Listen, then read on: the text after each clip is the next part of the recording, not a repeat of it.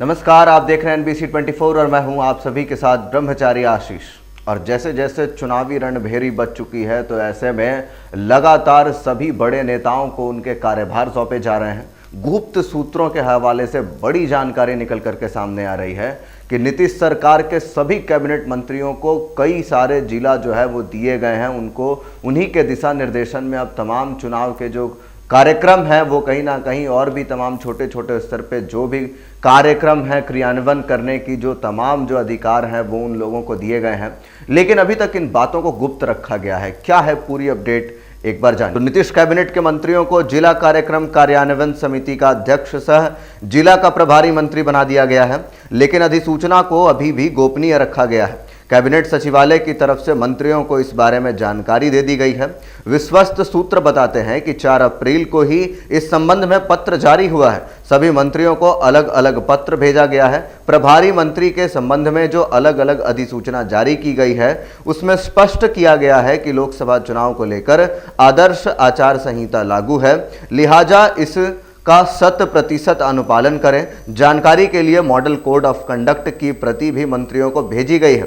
हालांकि कैबिनेट सचिवालय की तरफ से इस संबंध में आधिकारिक जानकारी अभी भी नहीं दी गई है।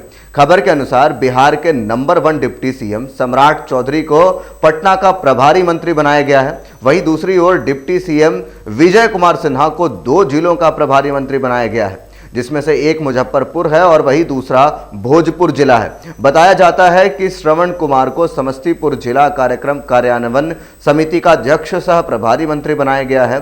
वहीं अशोक चौधरी को सीतामढ़ी और जहानाबाद जिले के प्रभारी मंत्री की जिम्मेदारी दी गई है। उद्योग मंत्री नीतीश कुमार मिश्रा को भी 2 जिलों का प्रभार दिया गया है। वे गया और अररिया जिले के प्रभारी मंत्री बनाए गए हैं, जबकि लघु जल संसाधन विभाग के मंत्री संतोष सुमन को औरंगाबाद का प्रभारी मंत्री बनाया गया है।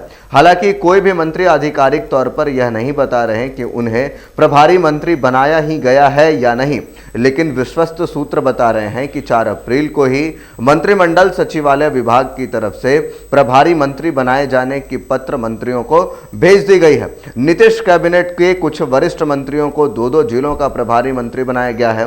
अन्य सभी मंत्रियों को एक जिले की जिम्मेदारी दी गई है। हालांकि सभी मंत्रियों के बारे में स्पष्ट पता नहीं चल पाया है कि उन्हें किस जिले का जिला कार्यक्रम कार्यान्वयन समिति का अध्यक्ष और साथ ही साथ सह प्रभारी मंत्री बनाया गया है। तो ऐसे में भारतीय जनता पार्टी अब की बार कड़ा रुख अपनाते हुए दिखाई दे रही है। लगातार चुनाव प्रचार प्रसार के लिए शीर्ष नेतृत्व के जो मंत्री हैं कहीं ना कहीं कैबिनेट के, उनको अब जिलों के तमाम कार्यक्रमों के कार्यान्वयन का जो अधिकार है कहीं ना कहीं उनके दिशा निर्देशन में फिलहाल दिया गया है।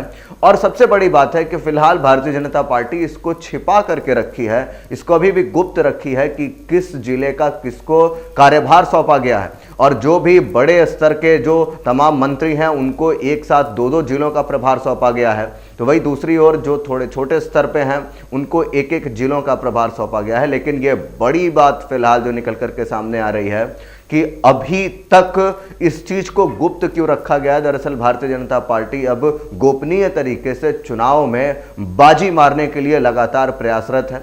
क्या कुछ होगा ये देखने वाली बात होगी। बाकी के अपडेट्स के लिए बने रहिए NBC 24 पर। धन्यवाद।